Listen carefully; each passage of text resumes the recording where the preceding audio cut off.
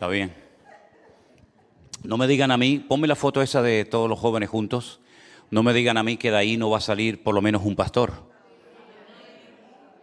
Estamos orando constantemente por nuevos obreros y cuando miraba esa fotografía yo decía, Señor, ahí en ese grupo tiene que haber algún pastor, alguna persona que quiera servir al Señor de alguna manera. Y por otra parte también estaba pensando que, puesto que Estados Unidos es tan grande, es un país enorme, probablemente el año que viene habrá que hacer 2 o 3 campamentos en Estados Unidos, porque con uno no llega, es imposible. Es un país muy grande, ellos estaban al este y todavía queda muchísimo territorio, ¿no? Así es que bueno, damos gracias al Señor por esta oportunidad que tuvisteis de poder visitar ese país y también pensar en otras naciones como por ejemplo Colombia, donde hay tantos miles de jóvenes. Pienso que sería buenísimo hacer algo fuerte en Latinoamérica. En fin, vamos a ver hasta dónde podemos llegar. Hermanos queridos, ahora vamos a pasar a otro apartado, a otro tema. Yo también quiero darle públicamente las gracias a todos ustedes porque sé que estuvieron orando por nuestro viaje a Israel. Nosotros fuimos a un país que está en guerra hace 7 meses y ahora cuando venía por el camino me encontré con una chica que de vez en cuando viene aquí a la iglesia, que es una de las vecinas, que me dijo que estuvo viendo todo lo que transmitíamos, los vídeos cortitos que hacíamos en Israel y me preguntaba si no tuvimos miedo en ningún momento, si no nos sentimos con peligro. La verdad es que no, la verdad es que gracias al Señor en ningún momento ni el grupo ni nosotros tuvimos sensación de miedo, de peligro y mira que nos movimos, estuvimos nada más llegar al aeropuerto de Tel Aviv y la gente venía con una ilusión tremenda, con unas ganas tremendas de conocer el país. De las 50 personas que llegaron al aeropuerto, solamente una no la dejaron pasar, la deportaron. Una chica de Colombia, nos dio mucha pena porque estuvimos allí esperando, pero bueno, por una serie de motivos no la dejaron pasar y claro, eso trajo una cierta tristeza al grupo porque es una hermana que había venido de Colombia y había con mucha ilusión y gastado su dinero y al final pues no la dejaron pasar. Algo así parecido a lo que le pasó a Anderson y a Silvia hace unos cuantos años atrás, ¿no? Bueno, entramos los 49 en el primer grupo. De ahí pues nos fuimos por toda la carretera de la costa, que es la que más seguridad nos ofrece.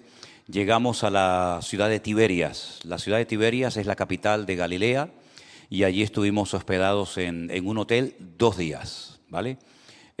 Visitamos, como siempre, en la zona de Tiberias el mismo lago, navegamos por el mar de Galilea, estuvimos en la ciudad de Capernaum, que era la ciudad donde Jesús fue después de que fuera echado. Recuerden que él nació en Belén de Judea, se crió en Nazaret, pero un día lo querían despeñar, lo querían matar en Nazaret y entonces él decide irse a Galilea y convierte la ciudad de Capernaum, un pequeño poblado de pescadores, en su cuartel general.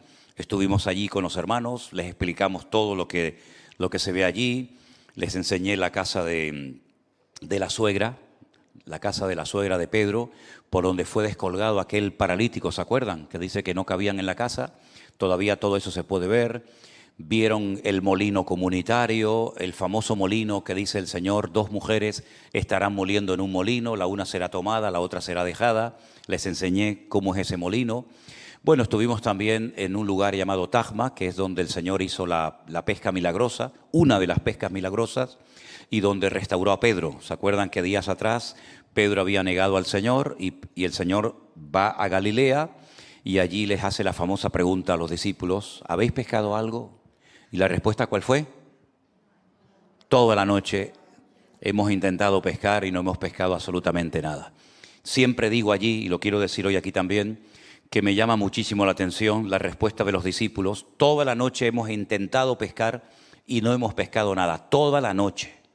Toda la noche. Unos días atrás el Señor les había pedido a varios de sus discípulos que oraran con Él 1 hora y se le quedaron dormidos. Qué cosas, ¿verdad?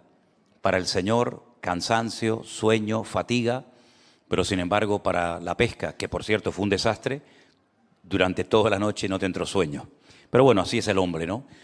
Estuvimos no solamente en esos lugares, después subimos a un lugar precioso que se llama el Monte de las Beatitudes o de las Bienaventuranzas, y estábamos solos. Es un lugar que siempre hay, no digo cientos porque sería una exageración, pero docenas de autobuses. Vienen cristianos de todas partes del mundo al lugar donde el Señor Jesucristo dio el famoso Sermón del Monte, que se encuentra en Mateo 5, 6 y 7, y estábamos solos, no había nadie. Por una parte, está bien ir a un sitio que no haya tanto turismo, te puedes mover con facilidad, pero por otra parte una tristeza muy grande, ¿no?, de ver al país prácticamente vacío. Cuando este grupo se fue, después de una semana, nos quedamos Elena y yo. Bueno, en ese primer viaje nos acompañó Armando, que por cierto ahora mismo está en la península, está en Alicante, ahora hablaremos un poquito de eso también. Y también vino Miriam, pero ellas se volvieron en el primer viaje, en el primer grupo, y nos quedamos allí. Y una noche bajé al restaurante del hotel y cené yo solo. No había nadie en el hotel. Cené yo solo en el hotel y esperábamos al segundo grupo. Hicimos prácticamente el mismo recorrido, aunque fue más amplio. Visitamos también otros lugares muy bonitos, muy interesantes. Y la verdad es que fue un tiempo extraordinario. Yo también quería ponerles algunas fotografías para que ustedes las vieran. Fotografías que íbamos sacando durante el camino, ¿no? Ya se ha sustituido la bicicleta por el camello. Antiguamente por esas calles se irían camellos, hoy en día van en bicicleta. Esta es una fotografía que la sacamos desde un lugar donde se ve al fondo la famosa cúpula de la roca, esa que es la cúpula dorada. Eso está en el lugar donde estuvo antiguamente el templo de Jerusalén, y ahora estamos en Jerusalén Este. Vete pasándola según yo te vaya diciendo. Vuelve para atrás. Ese cementerio que ustedes ven delante es uno de los cementerios más antiguos del mundo. Ese es el famoso Valle de los Huesos Secos. Ustedes se acuerdan que Ezequiel estaba cautivo en Babilonia y el Señor le muestra un valle lleno de huesos secos. Ese es el cementerio. Y le hace una pregunta muy interesante. ¿Vivirán estos huesos? Y el profeta Ezequiel le dice, no lo sé, Señor. Dice, profetízales, háblales. Y todos resucitaron y volvieron a la vida. Allí al fondo, en el valle, se ve un pequeño barranco, un pequeño torrente, el famoso torrente del Cedrón. Y al fondo, pues ya sería el monte Moriah, que hoy en día está totalmente plano, pero que antiguamente, lógicamente, era una montaña donde Abraham subió a sacrificar a su hijo.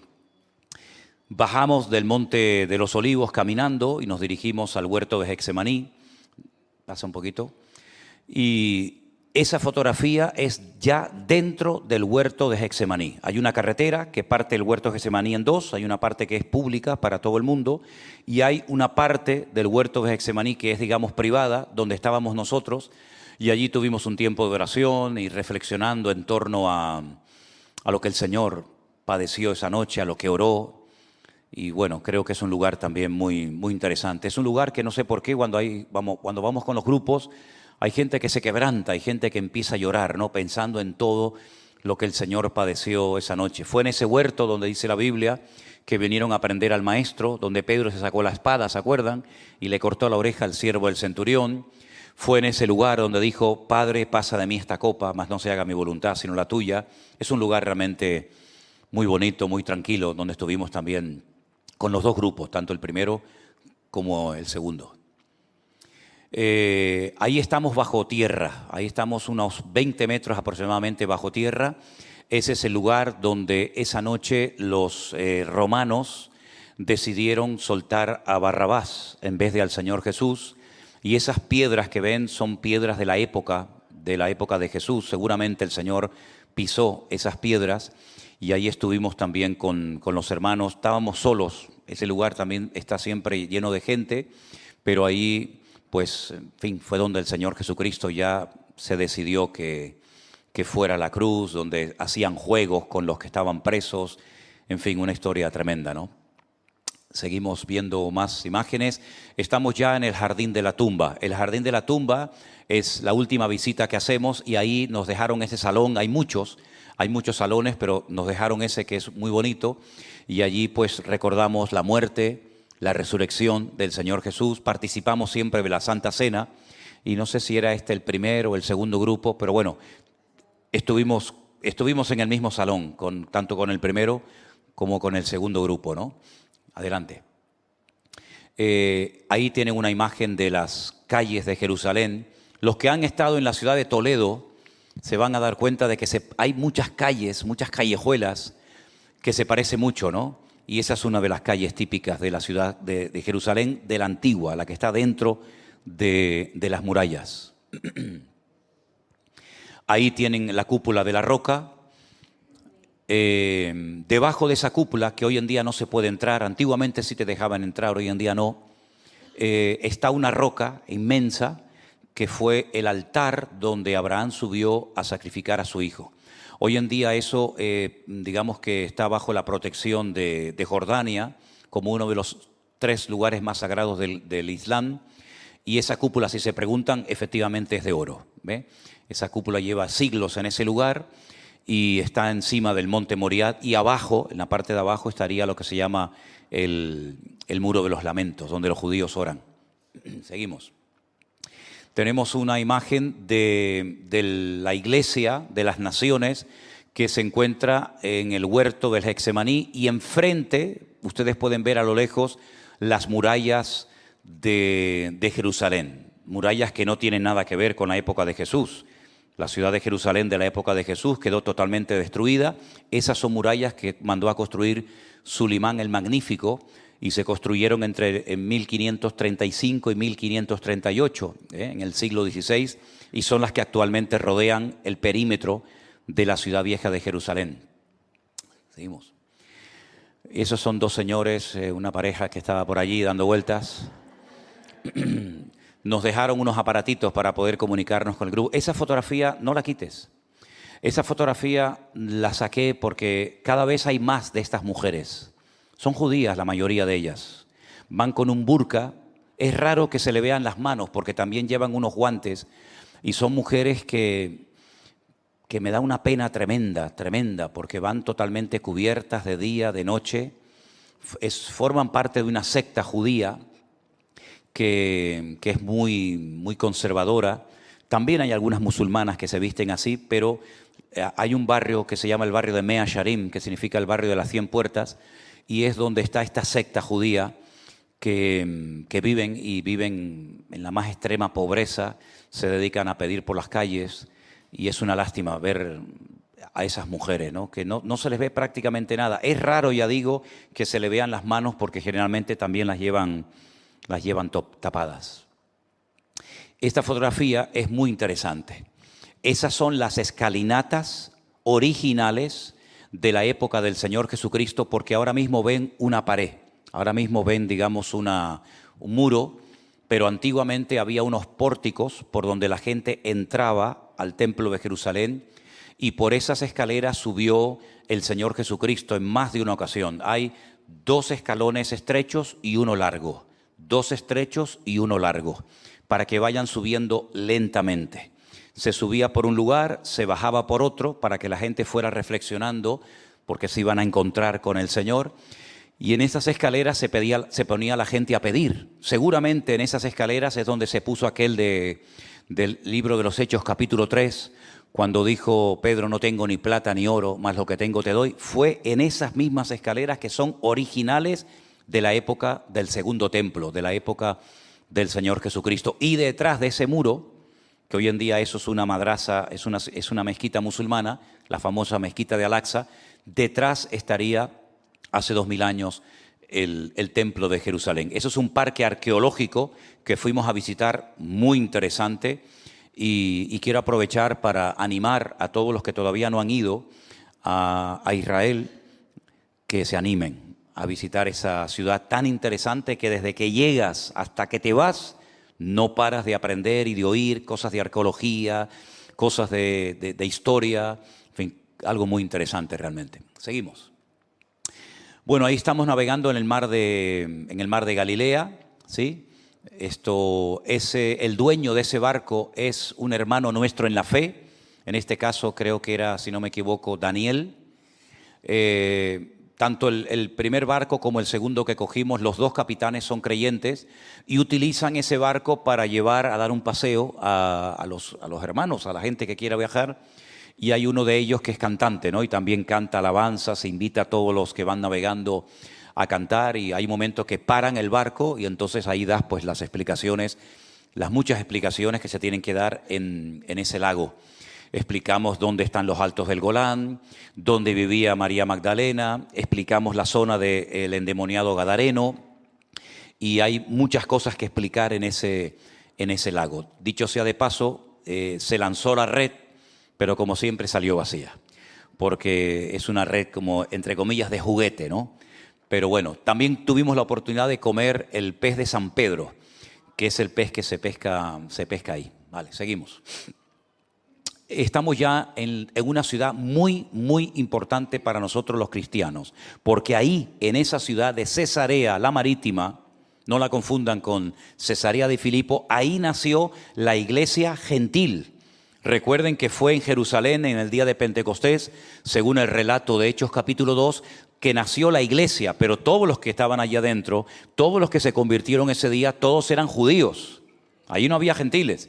Pero a esa ciudad donde vivía Cornelio fue donde el apóstol Pedro fue a predicar por primera vez a un grupo de gente no judía. Y dice la Biblia que allí el Señor derramó de su Espíritu Santo y allí nació la iglesia gentil. En esa ciudad de Cesarea también estuvo Pablo, en la casa de un tal Felipe, ¿se acuerdan? Que era diácono de la iglesia primitiva. De ahí fue llevado preso a Roma. Ahí en esa ciudad también estuvo el profeta Agabo, que tiene que ver mucho con el ministerio del apóstol Pablo. Es una ciudad muy interesante. Y ahí hay un anfiteatro que es donde los romanos que estaban afincados pues se entretenían. No solamente hay ese teatro, sino que después había otras diversiones también. Eso es Cesarea. ¿Ven el mar que se ve al fondo? Ese es el mar Mediterráneo. Ahí es donde empieza o termina el Mediterráneo, según cómo se mire. Si empieza ahí, termina en España, en el estrecho de Gibraltar. O empieza o termina, según cómo se vea. Seguimos. Ahí estamos preparándonos para hacer bautismos. Es el río Jordán, un lugar muy bonito que ha sido preparado, que ha sido diseñado específicamente para hacer bautismos. Eso siempre está lleno de cientos de hermanos que vienen de todas partes del mundo para ser bautizados en las aguas del río Jordán. Nosotros prácticamente estábamos solos. Al fondo había 3 o 4 personas de otro grupo o de otra iglesia, y tuvimos bautismos tanto con el primer grupo como con el segundo. Gracias al Señor el agua estaba calentita, ahí estamos bautizando, y bueno, gracias a Dios no estaban mis amigas las ratas gigantes del Jordán también. Este creo que fue el segundo grupo, porque creo que fue el grupo que más gente se bautizó, y ahí están todas las hermanas y algún hermano también que se bautizó en el río Jordán. Les hacía muchísima ilusión y tuvimos un día muy, muy bonito. Eso fue lo primero que hicimos, nada más levantarnos por la mañana, y ahí ya comenzamos el tour, el recorrido de ese día. Seguimos. ¿Estamos dónde? Ahora, sí. Estamos en el Monte de las Bienaventuranzas. De ahí del bautismo nos fuimos al Monte de las Bienaventuranzas.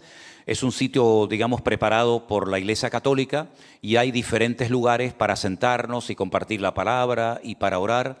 Y una vez más nos llamó mucho la atención que no había nadie. Estaba totalmente solo el país durante el primer viaje. En el segundo grupo ya comenzó a animarse grupos de diferentes países, de Filipinas, de Estados Unidos, de Etiopía también.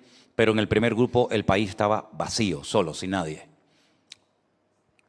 Esas son las gradas del hipódromo. También había un hipódromo muy grande en Cesarea la Marítima, y ese es parte del grupo que nos hicimos una foto ahí para el recuerdo, ¿verdad? Ahí estamos en el Monte de los Olivos. Al fondo tienen ustedes la ciudad de Jerusalén, y allí hay muchas cosas que explicar, muchísimas cosas. A todo lugar donde mires hay una explicación.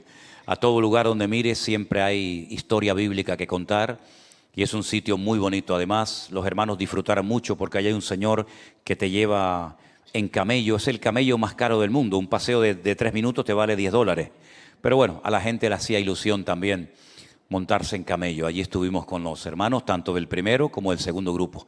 Esa puerta que tienen ahí, ¿ven el muro, hermanos? ¿Ven el muro? En el centro de la imagen ven una puerta que está cerrada. Lean ustedes Ezequiel capítulo 44, versículos 1 y 2, y es la palabra profética que se cumplió mirando a esa puerta. Lean esos versículos y se van a enterar. Debajo tienen el torrente del Cedrón, y esa es la ciudad vieja de Jerusalén, la que está dentro de las murallas. Hay 7 puertas, por todas se pueden entrar, menos por esa que es la puerta dorada, o la puerta de la misericordia, o la puerta del este, como también se le llama. Y ahí estamos con un personaje muy conocido en Israel, que se llama Sergio El Bacari, que es un argentino judío que hace muchos vídeos y los sube a internet. Y bueno, él quería estar con nosotros. Esa mañana fuimos a comer juntos y estuvo con nosotros en el grupo. Y eso es en el Gallicanto. El Gallicanto es el lugar donde Pedro negó al Señor Jesucristo y donde se encuentra la casa o las ruinas de la casa de Caifás, donde el Señor Jesucristo estuvo detenido antes de ser llevado a Poncio Pilato y condenado a muerte. ¿Sí? No sé si hay alguna más. ¿Sí? Bueno, esa es una imagen de... Celebramos el día de los caídos y al día siguiente el día de la independencia de Jerusalén, un tiempo muy alegre. Eso es en la ciudad de Capernaum. No sé si fue el primero o el segundo grupo, no recuerdo bien. ¿El primer grupo? Ah, no, ese grupo no es de ahora. No. Ese grupo no tiene nada que ver porque veo a Félix por ahí por la esquina. Ok. A los hermanos le hacía mucha ilusión mojarse, aunque fuera los pies, en el mar de Galilea. El mar de Galilea estaba altísimo. Yo personalmente nunca lo había visto tan alto. Recuerdo que Anderson, cuando fue, hizo un vídeo corriendo por la playa, lo grabasteis en cámara lenta, dabais así un salto en el aire, por ahí no se puede caminar. Estaba de agua prácticamente hasta arriba, y es que había llovido muchísimo. Y como ya no hace falta sacar tanta agua del mar de Galilea para el consumo, porque ya hay otros sistemas, estaba muy alta el mar. Ahí estamos a punto de bajar bajo tierra más de 20 metros al lugar donde Jesús fue sentenciado a muerte, muy cerca de la fortaleza de la Antonia. Tuvimos hermanos de México, de Colombia, de Estados Unidos, de Argentina, ¿de dónde más? De Guatemala, de Perú también. Vino un pastor de Perú, de la ciudad de Arequipa. Es una maravilla el ambiente que se crea, que se forma, hermanos que no se han visto en la vida, hermanos que no se conocían, y durante esa semana hay un amor y de verdad que fue un tiempo muy hermoso, un tiempo muy bonito entre todos los hermanos. Se fueron todos muy, muy contentos, se fueron todos muy bendecidos. Y ya no hay más. Me pone aquí un cartel que dice que ya no hay más. Bueno, gloria a Dios. Damos gracias al Señor. Amén, hermanos. Fuertes aplausos a Él. Amén. Amén.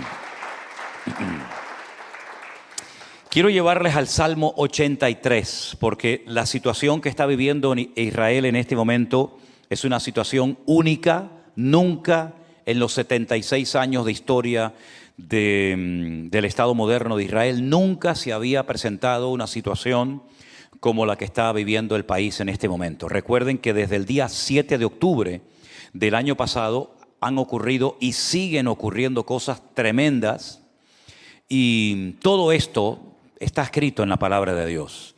Dice la Biblia que cuando venga el fuego de prueba no nos tiene que sorprender nada en absoluto, porque todo está escrito, todo está estipulado por el Señor en su palabra. Lo único que tenemos que hacer es leer la Biblia, escudriñar las Escrituras, porque en ellas vamos a encontrar las respuestas a muchas de las cosas que están ocurriendo. Este salmo que vamos a leer en esta noche, el 83, lo escribió un tal Asaf. No es un salmo de David, es un salmo de Asaf, un músico, una persona que componía canciones. De hecho, encima del capítulo 83 pone cántico, salmo de Asaf. Luego, lo que se hacía y lo que se hace es cantar más que leer este salmo. Nosotros no lo vamos a cantar, nosotros lo vamos a leer. Pero parece que está describiendo la situación actual de Israel. Y es un salmo que tiene miles de años de antigüedad.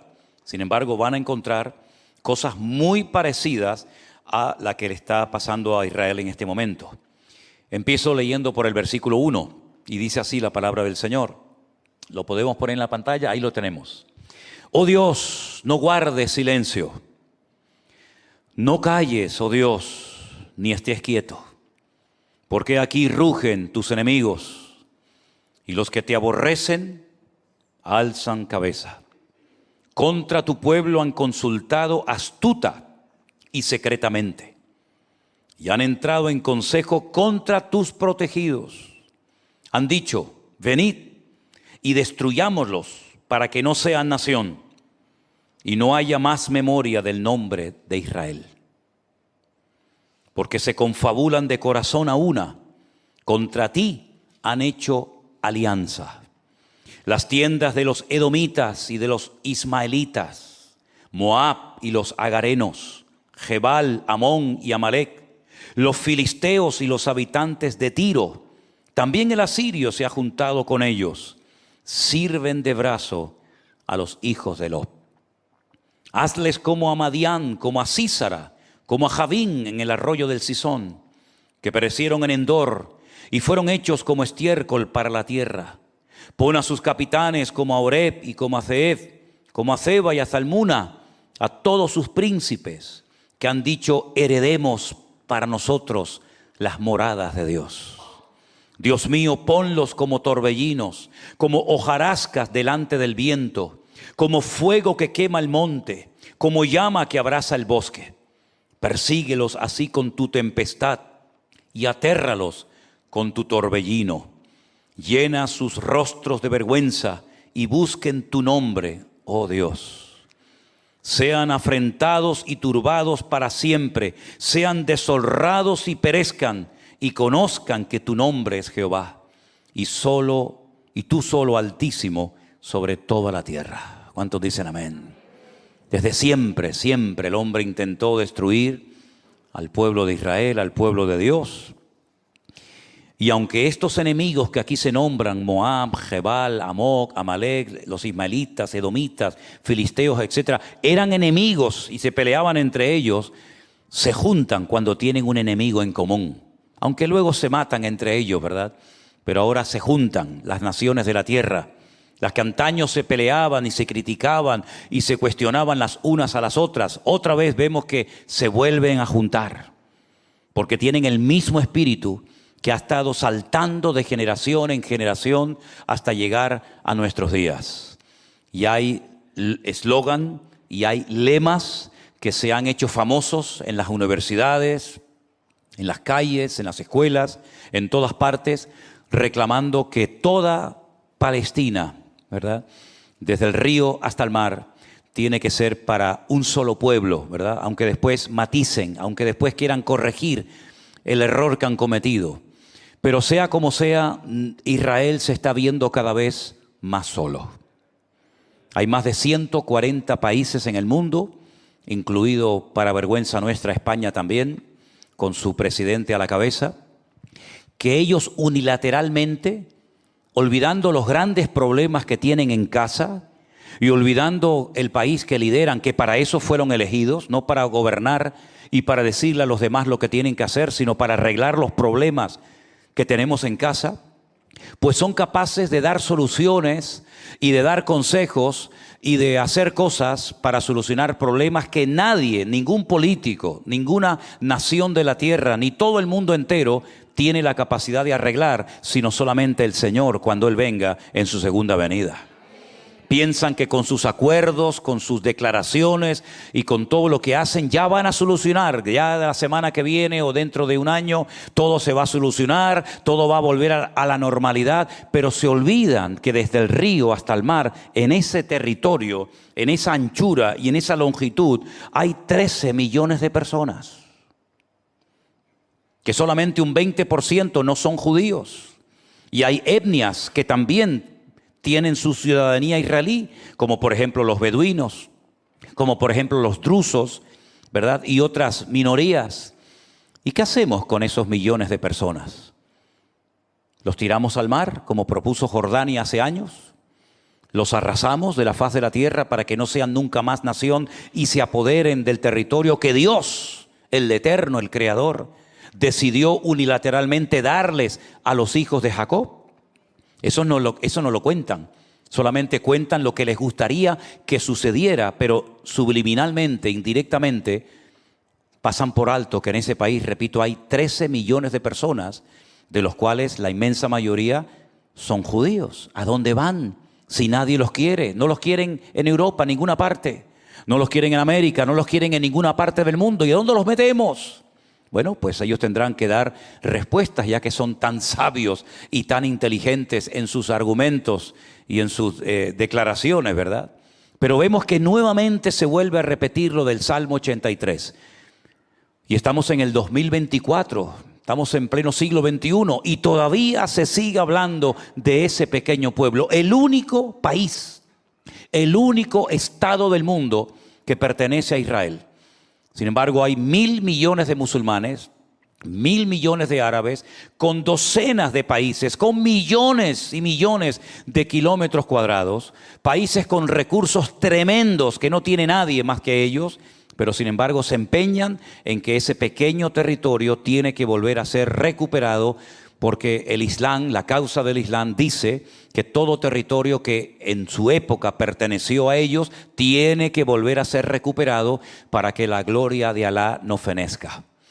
Y es interesante ver cómo el mundo espiritual está cambiando de una forma tremenda y personas que no saben ni dónde está ese país y cómo son esa gente y qué costumbres tienen y por qué están allí y cómo llegaron allí, etcétera, etcétera, son capaces de hablar sin argumentos, sin ninguna idea, se suman a la masa, creyendo que la masa, creyendo que la mayoría tiene la razón, y no siempre la mayoría tiene la razón. Amén, hermanos.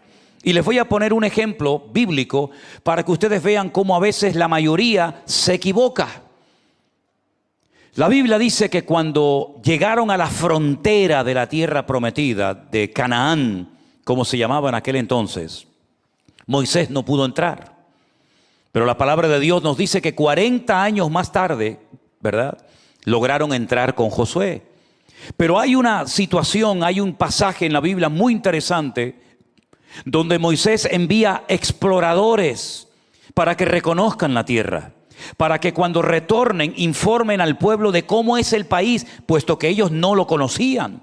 No había enciclopedias, no había internet, no había redes sociales, no había mapas, no había fotografía. Había un desconocimiento total de cómo era la tierra que Dios les había prometido a sus antepasados, Abraham, Isaac y Jacob. Ellos querían ver si la tierra tenía agua o no, porque ellos venían de un país que siempre tiene agua. Tenían el río, está el río más largo del mundo, 6.666 kilómetros de largo, tiene el río Nilo. Nunca se ha secado, siempre tenían agua. Venían de un país que conocían perfectamente, donde habían vivido 400 años ellos y sus antepasados. Pero Canaán, ¿cómo es Canaán? Entonces enviaron a 12 exploradores para que durante 40 días reconocieran el país. Cuando regresaron estas personas, uno de cada tribu de las tribus de Israel, 10 de ellos, repito, 10 de ellos, la mayoría, dieron un informe pésimo. Y todo el pueblo se puso a llorar y a lamentar. Y comenzaron a decir tonterías. Y comenzaron a decir, volvamos a Egipto. Porque la tierra dice que traga a sus moradores, lo cual era mentira. Porque nosotros nos veíamos como langostas y la gente era como gigantes, enormes. Y solamente 2 de ellos, ustedes conocen bien la historia, ¿verdad? Solamente 2 de ellos, Josué y Caleb, le dijeron al pueblo, no es verdad lo que están diciendo. Hombre, la tierra no va a ser fácil conquistarla. Pero uno de ellos dijo, los comeremos como si fueran pan. Porque con nosotros está el brazo del Señor. Ellos invocan a dioses muertos. Nosotros tenemos al Dios vivo y verdadero. Y esa tierra Dios nos la ha prometido. Por lo tanto, subamos y conquistemos la tierra. Pero la Biblia dice que la gente le hizo caso a la mayoría. Y en este caso, la mayoría estaba totalmente equivocada. La palabra de Dios nos dice que lloraron toda la noche, quejándose y hablando mal de la tierra prometida. Y el Señor los castigó a 1 año por día. 40 días estuvisteis reconociendo la tierra, 40 años estaréis dando vueltas y vueltas y vueltas en el desierto. Hasta que toda esta generación mayor de 20 años para arriba perezcan en el desierto y el Señor levante una nueva generación, ¿verdad?, sin esos prejuicios, sin esos miedos que ustedes han tenido durante estos años y logren entrar a la tierra prometida. De todas aquellas personas, solamente 2 sobrevivieron que habían salido de Egipto. Claro, ya eran ancianos, ya eran personas de una edad muy avanzada, Josué y Caleb. La Biblia nos enseña que cuando van a entrar a la tierra prometida, Caleb le dice al que está ocupando el puesto de Moisés: yo quiero mi parte, yo quiero la porción que me corresponde, y quiero el lugar que yo pisé cuando era joven. Hace 40 años atrás yo entré como uno de los exploradores de la tierra y yo pisé un monte, y ese monte es el monte Hebrón, donde ya estaba enterrado Abraham, Isaac y Jacob. Y yo quiero ese monte para mí y para mi descendencia. Le dicen, en ese monte viven los gigantes, los hijos de Anac. Pero también estaban los gigantes de la fe. Y ese es el monte que él quería y conquistó para la gloria del Señor, como heredad perpetua, ¿verdad? Así que no siempre la mayoría tiene la razón. Y nosotros cada vez vamos a sentirnos minoría en medio de una gran masa de mayoría que no quieren hacer caso a la palabra de Dios. Nuestros jóvenes tienen que saber, los niños de la escuela dominical, los adolescentes de nuestra iglesia tienen que saber y tienen que prepararse para vivir como minoría en sus institutos y en sus escuelas. Y tú tienes que mentalizarte y prepararte adecuadamente espiritualmente para que aprendas a vivir como cristiano en minoría en tu puesto de trabajo y en tu familia y en todo lugar donde vayas.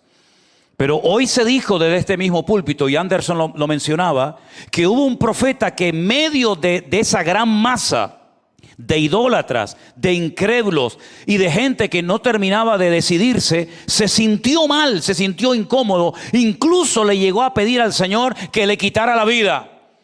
Y es cuando el Señor le dijo: hay 7,000 personas que no han doblado su rodilla ante las estatuas de Baal. Él no los conocía, seguramente nunca los conoció, pero el Señor tenía un remanente fiel que en medio de la idolatría, en medio del pecado del pueblo, se habían mantenido fieles al Señor. ¿Y saben qué? Nosotros formamos parte de ese remanente del Señor. Nosotros formamos parte de ese remanente que no quiere claudicar, que no quiere dejarse contaminar ni manipular por nada ni por nadie. Nosotros formamos parte de ese remanente que sigue amando y respetando al Señor y creyendo en Él y sujeto a su palabra, y que no quiere ir a favor de la corriente, sino más bien en contra de la corriente establecida por el hombre. Y el Señor tiene promesas para aquellas personas que son fieles hasta la muerte. Dice la Biblia: yo te daré la corona de vida, pero sé fiel hasta la muerte. Me vienen a la mente las palabras del apóstol Pablo, prácticamente su despedida, cuando le escribe al pastor de Éfeso, Timoteo, y le dice: he peleado la buena batalla. No ha sido fácil llegar hasta aquí, He tenido que pelear. Tenía su espalda llena de heridas, de cicatrices, de marcas que le habían infringido los seres humanos. Pero he peleado la buena batalla. He acabado la carrera. No tiré la toalla en mitad del camino. Me he mantenido fiel, apegado al Señor, aunque todos me han abandonado, aunque me causaron muchos males, etcétera, etcétera. Pero el Señor siempre estuvo a mi lado y me dio fuerzas y me libró de la boca del león, y pude cumplir con mi llamado. Por lo demás, dice Pablo, solamente me queda recibir la corona, la cual me dará el juez justo en aquel día, y no solamente a mí, sino a todos los que aman su venida. En otras palabras, el esfuerzo tiene galardón. El esfuerzo, la tenacidad, la fidelidad, la constancia no es perder el tiempo, sino todo lo contrario. Claro que te vas a sentir como minoría, claro que te vas a sentir poco valorado o nada valorado, pero no tienes que sorprenderte, porque esta es una de las señales de los últimos tiempos que ya la estamos viviendo en nuestras vidas. Amén, hermanos. Vete a cualquier cafetería, habla con cualquier persona, vete al lugar que tú quieras, y siempre te vas a dar cuenta de que hay algo en la atmósfera que ha cambiado de un tiempo a esta parte. Yo me atrevería a decir que desde el 2020 el mundo espiritual ha cambiado. El mundo espiritual, la gente ha cambiado, las conversaciones han cambiado, todo ha cambiado desde el 2020, porque yo creo que en ese año comenzó una cuenta regresiva y ya el Señor nos dio un pequeño botón de muestra de lo que se nos venía encima. Comenzaron a cambiar cosas en lo natural. La gente no podía salir a las calles, los aviones no volaban, los barcos no atracaban en los muelles correspondientes. Todo el mundo encerrado, las iglesias, los colegios, los hoteles, todo cambió en lo natural. Pero ¿cuántas veces me habéis oído decir que lo natural es simplemente un reflejo de lo espiritual? Se cerraron muchas cosas, pero también en lo espiritual se cerraron muchas cosas. Y vemos, por ejemplo, que los medios de comunicación están en manos del diablo. Y utiliza personas con estudios, con carrera, con influencia, políticos, abogados, periodistas, deportistas, cantantes, etcétera, para pelear por causas que ni siquiera saben dónde nacieron y cuál es el fin de todas y de cada una de ellas. Y estamos viendo cómo el ambiente espiritual sigue y sigue y sigue cambiando. Y estamos viendo cómo proliferan otras religiones, ¿verdad? Y estamos viendo cómo cada vez quieren presionar y apagar la luz del evangelio y a los cristianos, pero mantente fiel hasta la muerte y el Señor te dará la corona de la vida. Pero tienes que acostumbrarte a trabajar, a lidiar con una cruda realidad. Somos minoría en medio de una gran masa que ha decidido seguir por otro derrotero, por otro camino.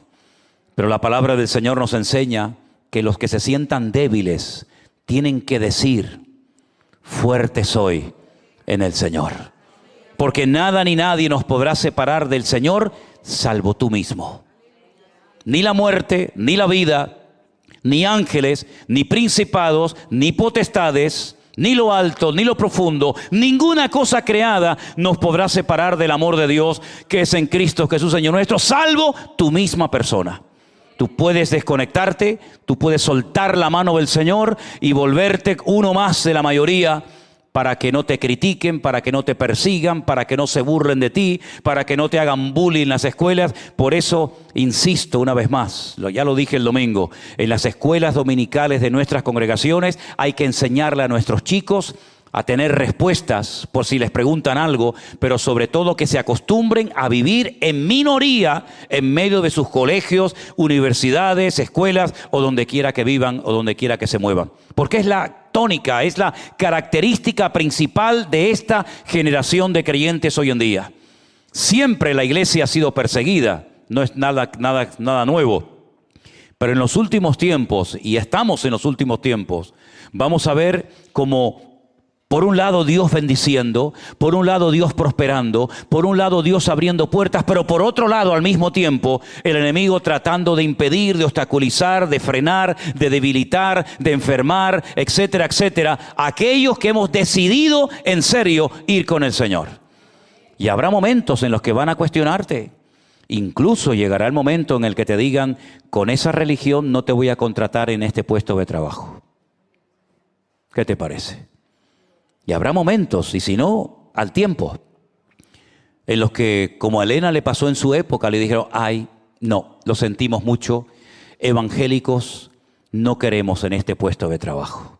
Buscamos otro perfil de persona. Ya ha pasado en España, no es nada nuevo. Y probablemente habrá momentos, como por ejemplo está pasando en grandes universidades de lujo, donde estudian gente de un nivel económico tremendo, que les están diciendo: ustedes no pueden entrar a estudiar a estas universidades a partir de ahora. Y uno dice: ¿cómo es posible que esas cosas vuelvan a ocurrir en el siglo XXI? Porque antes era uno contra todos, ¿se acuerdan? Hace muchos años, ¿verdad? Uno contra todos. Ahora se ha dado la vuelta a la tortilla y ahora son todos contra uno. Pero ahí vamos a ver la gloria del Señor. Porque nunca he visto a Israel tan sacudido en estos más de 20 años que llevo viajando y conocemos a muchos hermanos. Nunca he visto a la gente tan sacudida. Des en cuenta de que muchos han perdido amigos, abuelos, primos, sobrinos, nietos. hijos, con todo este conflicto, no solamente lo que pasó el día 7 de octubre, sino después. Una de las cosas que me gusta hacer, y lo hemos hecho con el primer grupo y con el segundo, es invitar a hermanos de Israel, sobre todo de Jerusalén, que vengan al hotel y en un salón que nos prestan, que den testimonio, que saluden a los hermanos, que cuenten cómo está la situación de la obra. Y esto es muy bonito para los que están en el grupo, conocer a hermanos de allí, oír sus testimonios, oír cómo hay hermanas que tienen a uno y a dos y a todos sus hijos en el ejército, orando todos los días por ellos, porque en cualquier momento, Dios no lo permita, les puede llegar la noticia de que su hijo o su hija ha fallecido, ¿verdad? Y después hay un momento de donde se abrazan y se saludan los hermanos. Y es maravilloso ver a los hermanos que viajan, cómo saludan a los hermanos de allí y los hermanos de allí agradecen, ¿verdad? Cómo vamos a levantarles el ánimo, a darles un abrazo, a cantar, a orar junto con ellos. Y es un tiempo realmente extraordinario. Pero una mañana salimos a dar una vuelta, teníamos ese día libre, ya el grupo se había ido, estábamos esperando al segundo grupo y fuimos a diferentes lugares. Una cafetería, una tienda, etcétera. Y cuando hablábamos con la gente, notábamos como que estaban como idos, como en otro mundo, ¿no? Y me pasó en varios lugares y con varias gente. Hablamos con militares, hablamos con religiosos, hablamos con todo tipo de personas. Y la gente está tan golpeada que todavía algunos no terminan de creerse lo que está ocurriendo. ¿Cómo es posible que hayan llevado niños pequeñitos, bebés, secuestrados, ancianos, familias enteras, con lo que eso implica? Estar 7 meses bajo tierra, con mala alimentación, con un ambiente húmedo, frío, ¿verdad? Es tremendo las cosas que están sucediendo en aquel lugar. Y las iglesias están orando. Y nosotros tenemos ahora que apoyar a nuestros hermanos más que nunca. Amén, hermanos. Como nos gustaría que oraran por nosotros si estuviéramos en semejante situación. Y cada vez se va como perdiendo la esperanza de que aquellas personas que fueron secuestradas hace ya más de 7 meses, ¿cuántos quedan con vida hoy en día? ¿Cuántos quedan con vida? Y cada vez se van descubriendo más cosas y auténticas autopistas por donde viajan camiones y coches llevando comida y contrabando de muchas cosas que han permitido desde el 2005 que salió Israel de la Franja de Gaza estar armados hasta los dientes. Y uno se pregunta cómo es posible que todavía tengan tanto armamento y tantas cosas que todavía siguen utilizando. Yo tengo una aplicación, se llama el Zeba Adon, que cada vez que lanzan un misil me suena y todavía siguen lanzando cada día y más y más y más y más cohetes.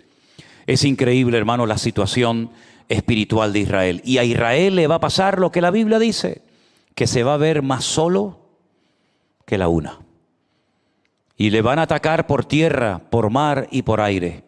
Y la pregunta es, ¿qué es lo que Dios pretende con todo esto? ¿Cuál va a ser el fin de todo esto? Hay varios objetivos. Número 1, y el principal de todos, que Israel reconozca que Jesús es el Mesías.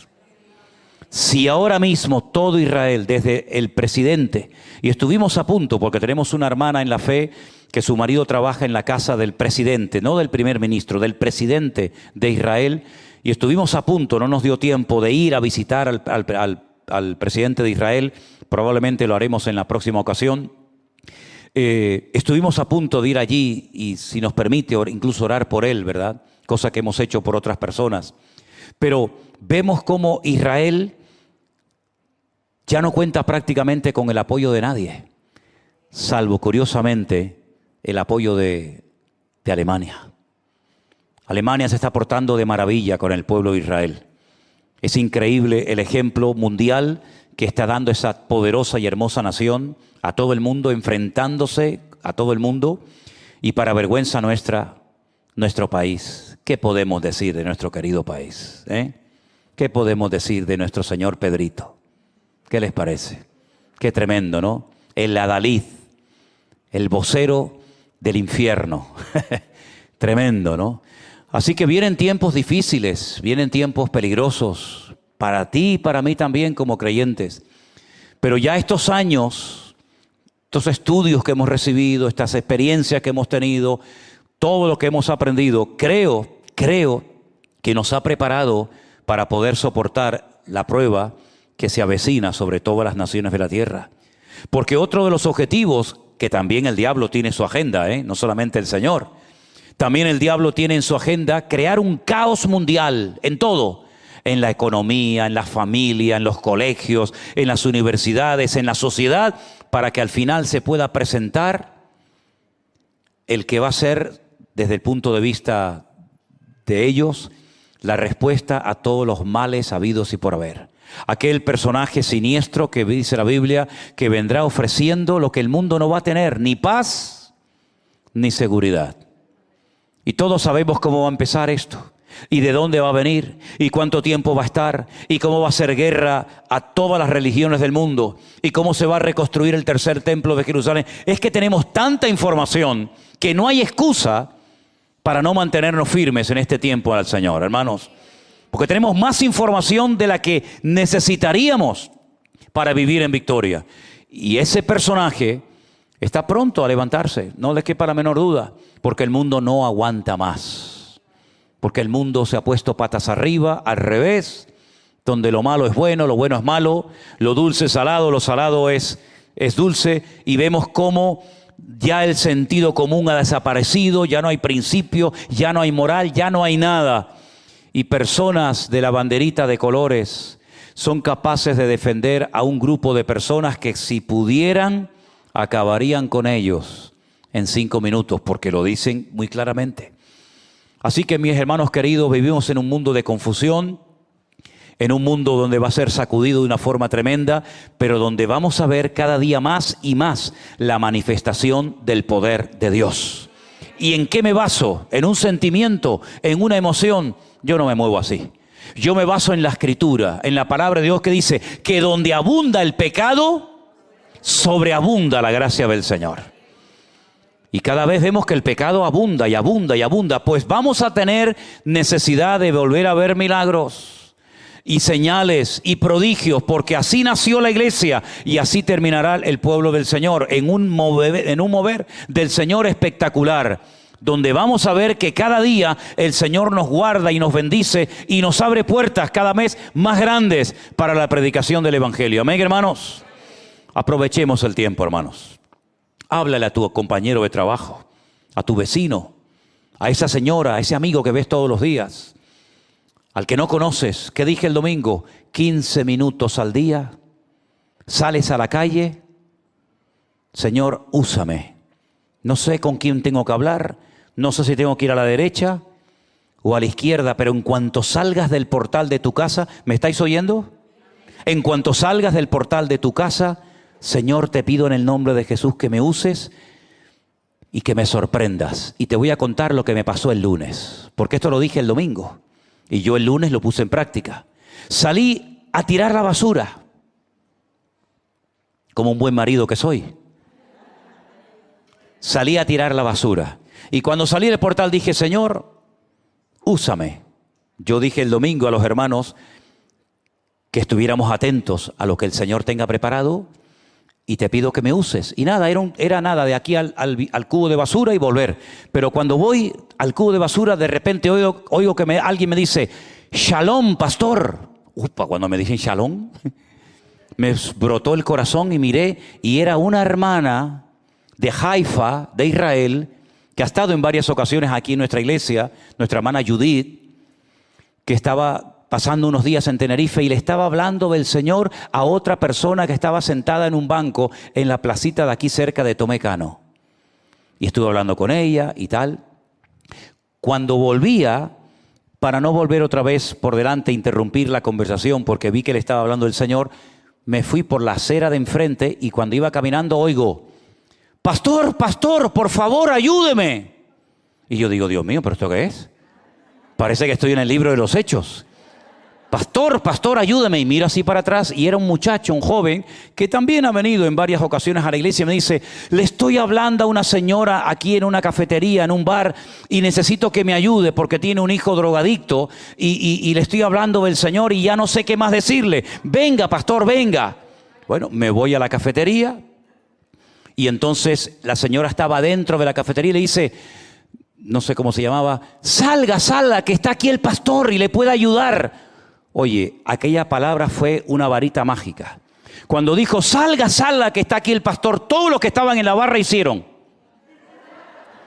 3 mujeres que estaban en la calle y otro más hicieron. ¿Tú eres pastor? Digo, sí, pero no de ovejas, ¿eh? ¿Tú eres pastor? Sí. ¿Y qué es eso de pastor? Y me vi con 7 personas en la barra de un bar, hablándoles de lo que es un pastor, hablándoles del Señor. Luego salió la madre desesperada porque tiene, no un hijo, perdón, un sobrino con muchos problemas con las drogas.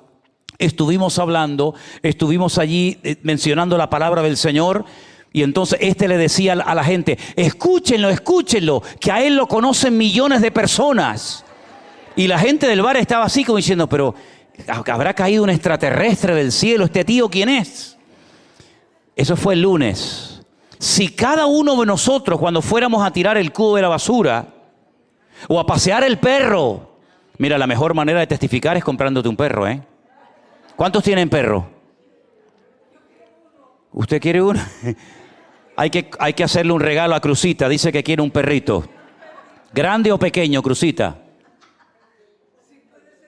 Sí, puede ser chiquito. ¿Tiene alguna raza en particular? Cualquiera.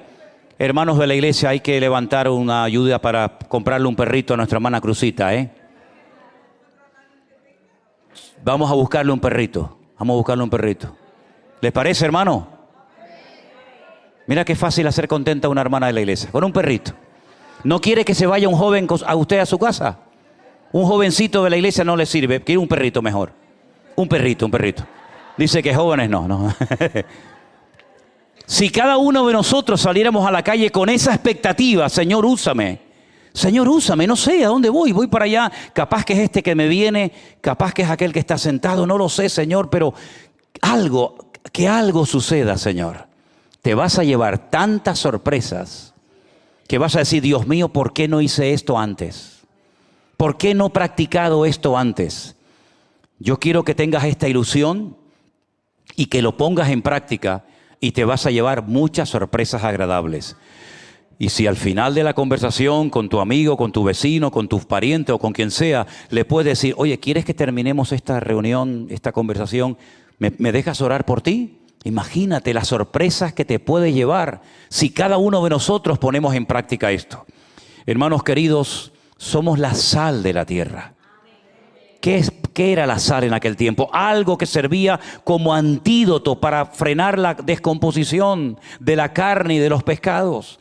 No había hielo, no había frigoríficos, no había neveras. La única manera de conservar la carne y el pescado que se pescaba durante largo tiempo era salándolo.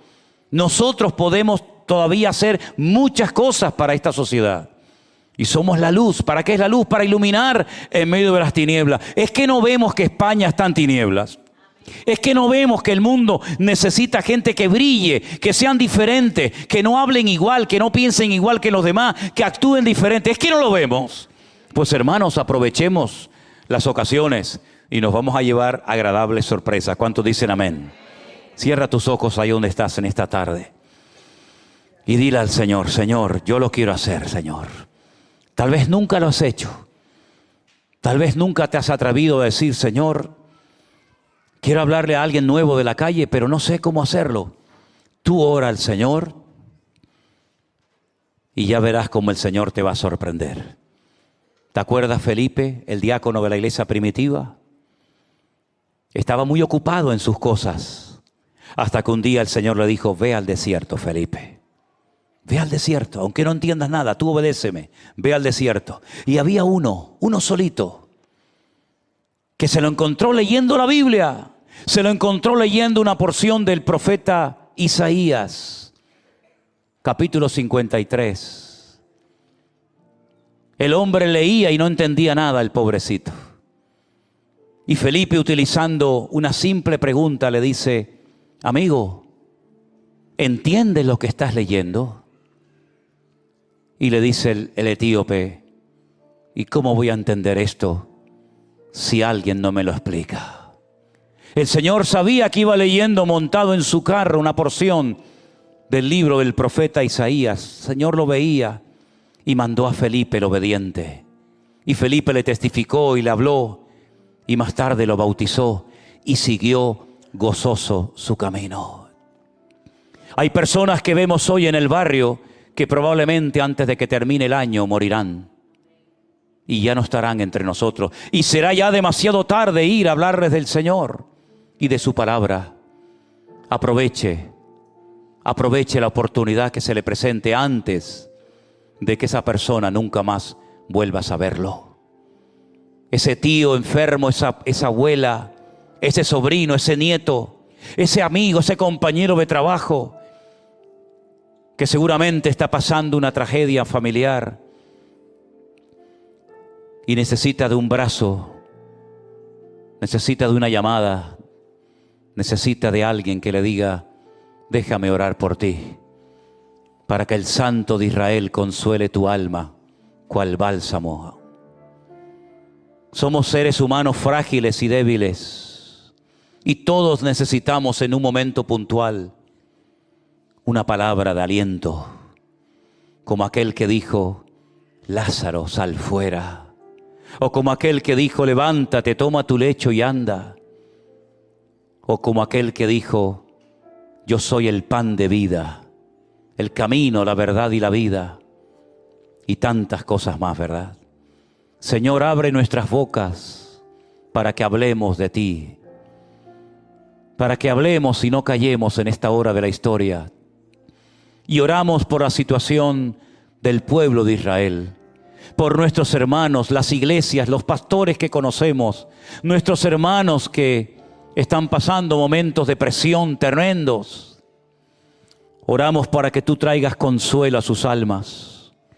Oramos, Señor, para que traigas paz a sus corazones y guardes a todos esos muchachos de iglesias, jóvenes, que están ahora mismo en el servicio militar, en el ejército.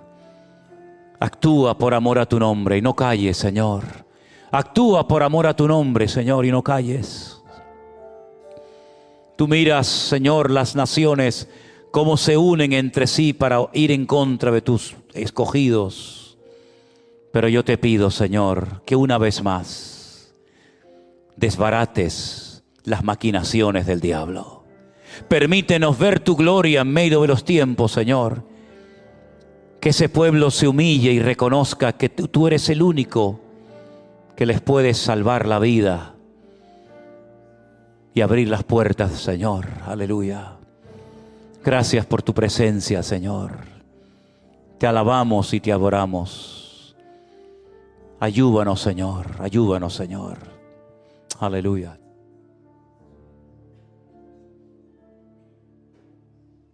Gracias. Santo eres tú, Señor. Santo eres tú, Señor. Cántelo conmigo en esta noche. Santo eres tú, Señor. Santo eres tú, Señor. Una vez más. Santo eres tú, Señor.